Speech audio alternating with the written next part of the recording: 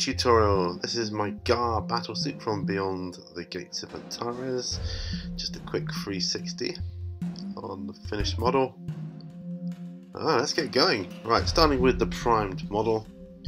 I began with some Fenrisian Grey with a touch of flow enhancer, as I found this not only thinned it down, it also allowed it to get everywhere I needed, which is particularly handy on a model such as this, shape and size, trying to get into all the nooks and crannies.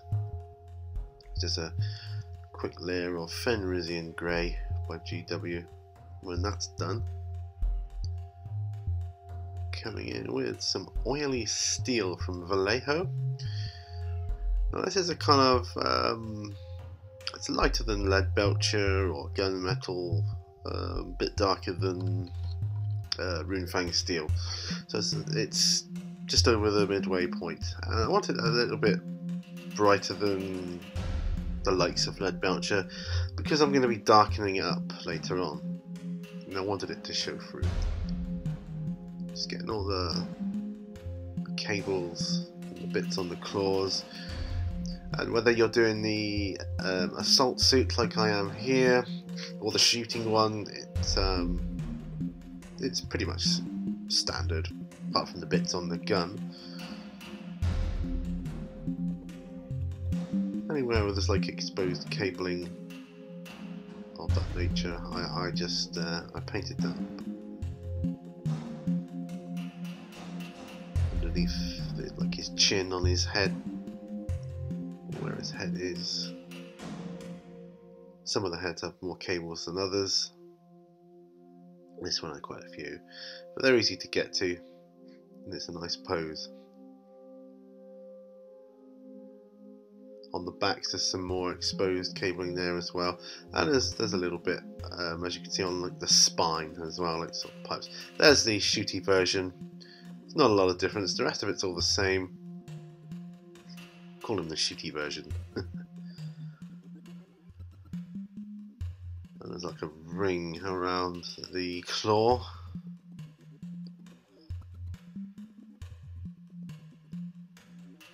So we'll get that one done. It's fairly straightforward. That's what I like about these Beyond the Gates of Antares models.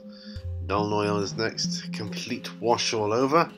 This really darkens it up, but also brings out all the detail, as you can see.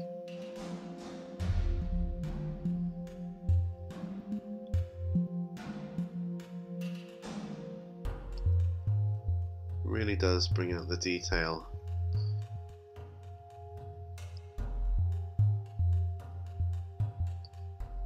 Of course, once that's done, I'm going to need to lighten it back up again.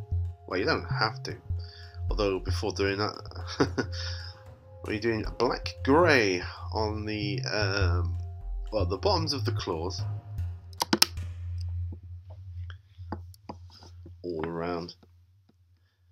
And there's a couple of other bits and pieces as well.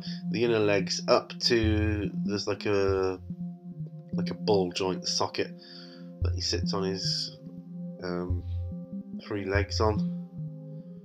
So I just used black grey up until that point, and those I don't know what they are, like tubing things on the sides. I kind of hit those with black grey as well, because when I do lighten it, I'm just going to skim across the top of it in a dry brush manner. So, and here we go. Longbeard grey is what I'm going to lighten it up with. So all over, it really does lighten up. It gives a nice depth to the colour, the coloration, as opposed to just doing a grey to begin with the wash. But you've got the Fenrisian Grey underneath, and that really shows through. I think it works. Right, next is Mephiston Red. We're going to do the front lenses on this headpiece that I used here. Not the large ones, the front ones on the head, some on the back, and a couple on top, which are the smaller ones. So they're all going to be Mephiston Red. That's what I would use for those. We'll see in a minute the other ones. I just think it works really nice. It gives a nice contrast to the other ones we'll do momentarily.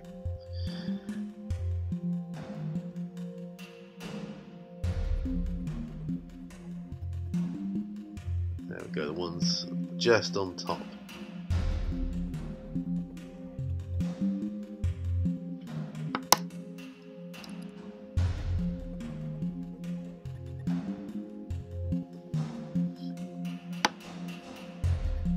There we go, the ones down the back of the spine as well. Those are the ones I hit with red.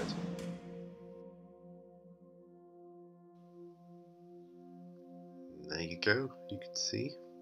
Next, we used GW Screamer Pink for the larger round objects on the body. Not so much lenses, but I don't know what they are. Power nodules, whatever. But I used Screamer Pink for those ones. As you can see, there's a few there.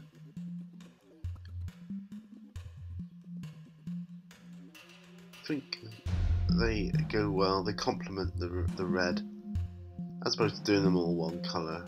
That's what it would be better.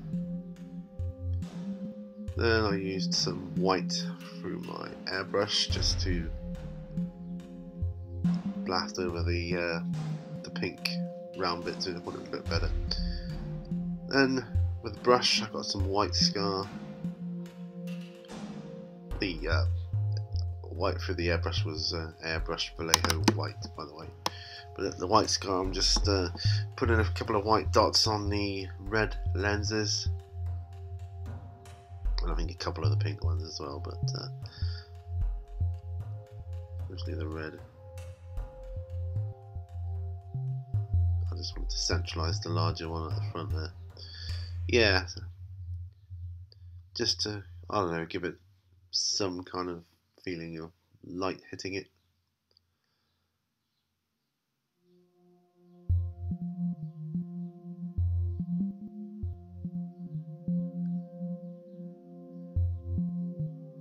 Back to the black grey by Vallejo.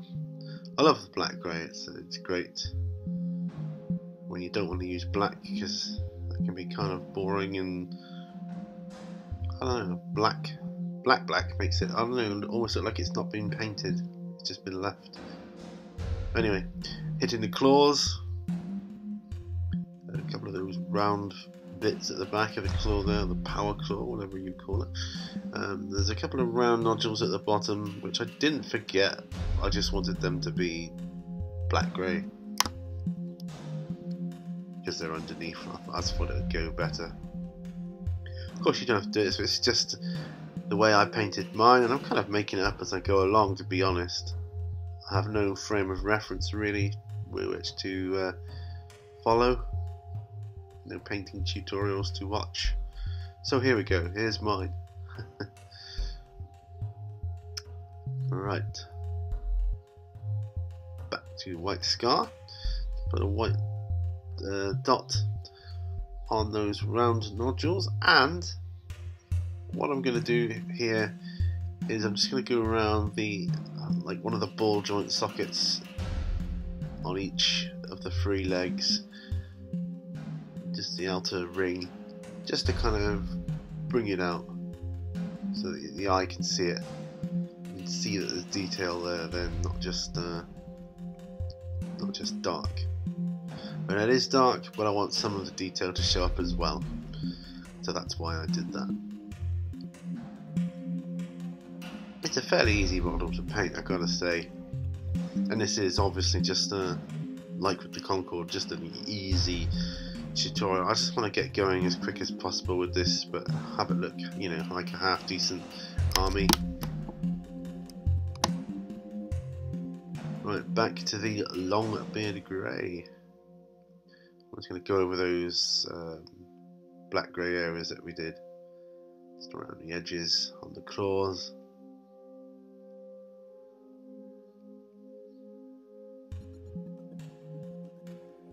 picking up the detail. And on the back, yeah, those round rings. I'm not sure what they are, but I went over those anyway, just for good measure.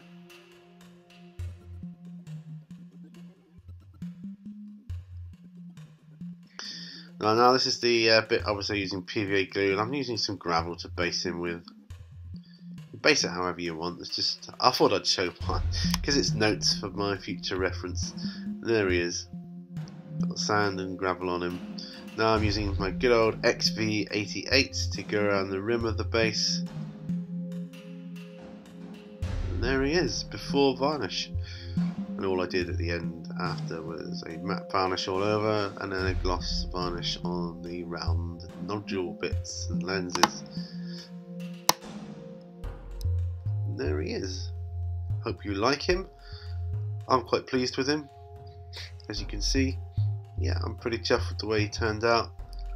And I'm going to do my others in the same manner as I did that one. So, thank you for watching, and I hope you can put it to good use if you are into Beyond the Gates of Antares and wanting to paint your Ghar as well. Or you can use different colours, just substitute the colours but use the same sort of method. Either way, that's my effort. Thank you very much for watching. Please check out my Patreon page, and like, share, subscribe and all that other good stuff. See you on the next one, guys. Bye for now.